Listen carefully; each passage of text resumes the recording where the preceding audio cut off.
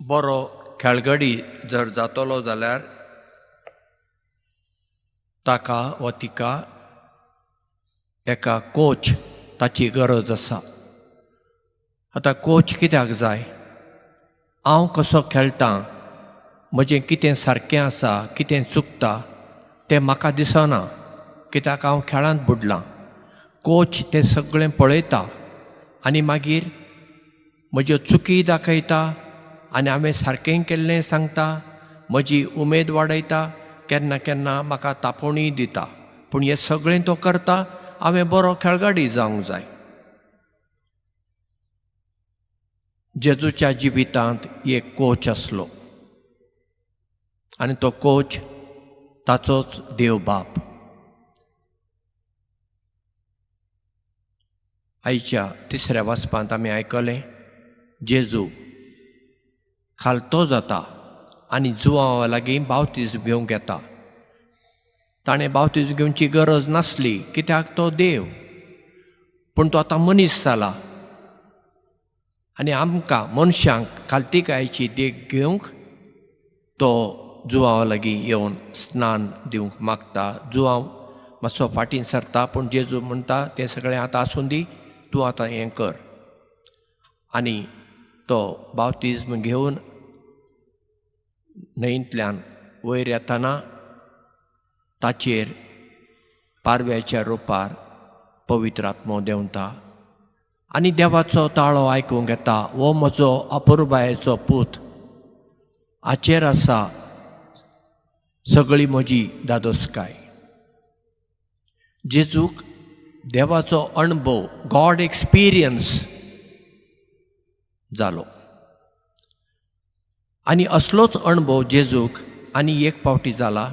तो दोंगरार पेद्रू, जाकोब आनी जुवांक घेवन मागणें करतना होच ताळो आयकूंक आयिल्लो. अशें 2 फावटी तरी आमकां वांजेलांत जेजूक देवाचो ताळो आयकूंक आयिल्लो वाचूंक मेळटा. पूण आमी जाणां जेजू दिसाक वावर करतालो आनी रातीक दोंगरार वचून मागणें करतालो आनी ताका थंयसर देवाचो अणभव जातालो. आनी हो देवाचो अणभव ताका ताच्या जिवितांत धीर दितालो, घटाय दितालो. गेत्सेमनी मळ्यांत तो रक्ताचो घाम घामेलो. बापा कडेन ताणें परातून मागलें, ही म्हजे वेली काल्स, म्हणजे हे म्हजे कश्ट तूं काड. बापाचो ताळो आयकूंक येवंक ना. बाप मोनो जालो. खुर्सार थावन ताणें बोब मारली, बापा बापा कित्याक तुवें म्हाका सांडला. बापाचो ताळो आयकूंक येवना, परत्यान बाप मोनो. पूण देवाचो अणभव जेजूक जाल्लो जाल्ल्यान ताणें हें सगळें मानून घेतलें. आमच्याय जिवितांत देवाचो अणभव आमकां जावंक जाय, नाजाल्यार आमच्या जिविताक अर्थ ना, आमचें जिवीत बदलना. मिसाक आयली म्हणून, नोवेनां केली म्हणून, फेस्तां केली म्हणून, रेतीर आमचें ना ना. देवाचो अणभवांतल्यान आमकां जावंक जाय. पेद्रूक दर्शनांत देवाचो अणभव जालो. पेद्रू ल्हान बारीक चिंतपाचो मनीस आसलो. आमी जुदेव, ते सगळे भायले, आमकांच सडवणदार येतलो आनी ताका देव म्हणटा ना. आनी आयच्या दुसऱ्या वाचपांत आमी आयकलें, पेद्रू म्हणटा देव अंतर करिना, भेदभाव करिना. देवाचो अणभव पेद्रूक जालो आनी पेद्रू उक्त्या मनाचो जालो. देवाचो अणभव सांतांक आनी सांतिणीक जाल्लो आसा. फ्रांसीस सावेर संवसारी चिंतपाचो मनीस, देवाचो अणभव जालो आनी तें सगळें सोडून ह्या आमच्या देशाक आयलो आनी एक सांत जालो. अशें दर एका सांताच्या आनी सांतिणीच्या जिवितांत घडलां. पूण देवाचें दर्शन, देवाचो ताळो फकत सांतांक आनी सांतिणीक मात्र ना ना. दर एकट्याक आमकां तो ताळो आयकूंक येवंक जाय. देव म्हजे विशीं कितें म्हणटा? तूं म्हजो मोगाचो पूत, तूं म्हजी मोगाची धूव, तूं म्हज्या काळजाची दादोसकाय, तूं म्हज्या काळजाची अपुरबाय. अशें देव आमचे विशीं उलयता आनी म्हणटा. पूण तो ताळो आमकां कित्याक आयकना? कित्याक आमी खालत्या काळजाची न्हय. गर्व आसा, हांव बरो तूं खोटो, हांव वयलो तूं सकयलो, हांव भितरलो तूं भायलो, असल्या गर्वांनी जेन्ना आमी भरता थंयसर देवाचो ताळो आयकूंक येना. देवाचो ताळो आयकूंक येवंक जाय, आमी खालतीं जावंक जाय.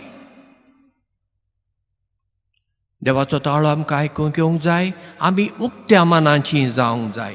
बारीक चिंतपाची न्ही, उक्त्या मनाचीं जावंक जाय. देवाचो ताळो आमकां आयकूंक येवंक जाय, आमी देवा कडेन मागूंक जाय, सायबा तुजें दर्शन म्हाका दी. जशें मंदिरांत जेजूक भेटोवंक हाडल्या वेळार थंय सिम्यांव आसलो आनी अन्ना आसली आनी जेजूक पळोवन तीं आशेतालीं आनी तें भाग देवान तांकां फावो केलें, हें आमी वांजेलांत वाचता. देवाचो अणभव साद्या मनशाच्या जिवितांत कसो जाता ताची एक तुमकां देख दिता. एक फावटी हांव 1-2 दिसाची सुटी घेवन म्हज्या आवय बापायक मेळूंक गेलो. ल्हान गांव, व्हडलें भाट, पूण ल्हान नळ्यांचें घर. थंयसर TV ना, फ्रीज ना, गॅस ना. म्हजी आवय सदांच रान्नींत लांकडां घालून मडकेचीं आयदनां वापरून बरें रुचीचें जेवण करताली. बापूय मुंबयत हांव रिटायर्ड जातच सगळें भाट पळयतालो, काम करतालो आनी सुमार ताची एक संवय दर दिसा 10-10:30 वरांचेर येवन आराम कदेलाचेर बसून बायबल वाचप. त्या वेळार कोंकणी बायबल नासलो, ताचे कडेन इंग्लीश बायबल आसलो. तो आमकां त्या बायबलांतलें इंग्लिशींत आसलें कोंकणींत आमकां आमच्या भुरगेपणार सांगतालो. हांव ते गेल्ल्या वेळार माद्रिंगेर मीस भेटोवन जातच हांव आयलो, नाश्तो केलो आनी भितर कुडांत बसून म्हजे कोंकणीचो वावर करतालो. म्हजो बापूय आराम कदेलाचेर बसून बायबल वाचतालो.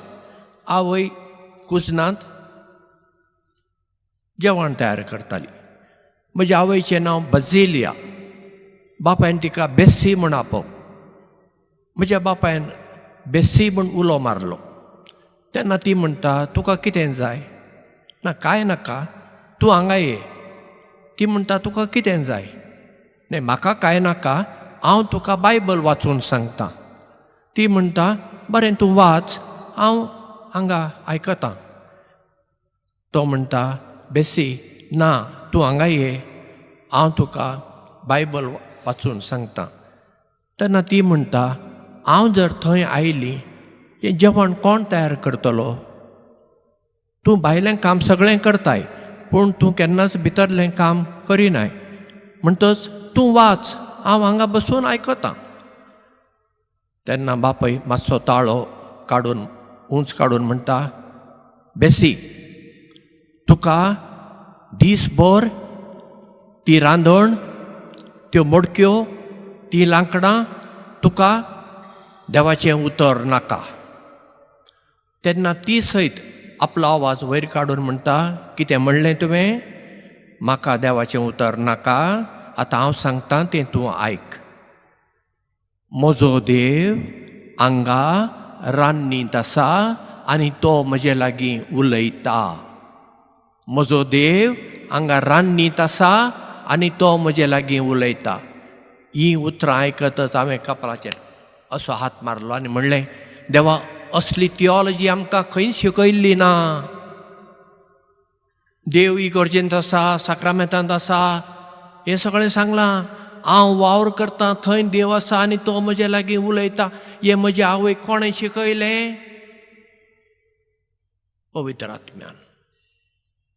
ती भाग्यवंतूच मनीस, ती गजाल वेगळी, पूण देव तिचे लागीं उलयतालो. म्हज्या बापायक देवाचो ताळो खंय आयकूंक येतालो? जेन्ना तो तें पवित्र पुस्तक वाचताना ताका देवाचो ताळो आयकूंक येतालो. आमच्या जिवितांत आमी पळय खंय जियेता आनी वावर करता थंय आमकां देवाचो ताळो आयकूंक येवंक जाय. देवाचो ताळो आयकूंक आमी हांगा थंय भोंवची गरज ना. आमचो लोक भोंवता थंय हांगा वेता. देवाचो अणभव जालो? देवाकार गा. देवाचो अणभव जाला म्हूण कशें कळटा? जिवीत बदलता. भायल्यान आमी तींच उरता, पूण आमचें जिवीत बदलता. आमी उलोवची रीत, आमी चिंतची रीत, आमच्या जिविताची चाल बदलता.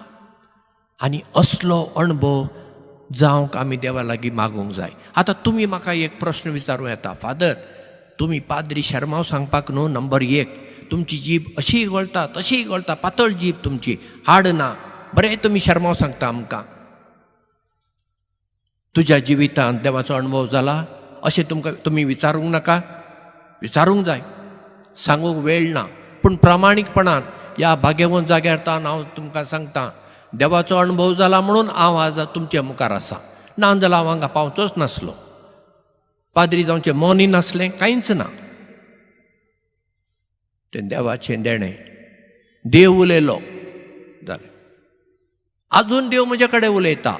जेन्ना हांव बागेन दर दिसा सांजेर काम करता, त्या झाडांतल्यान, त्या फुलांतल्यान, त्या फळांतल्यान देव म्हजे कडेन उलयता आनी म्हाका थंय देव दिश्टी पडटा.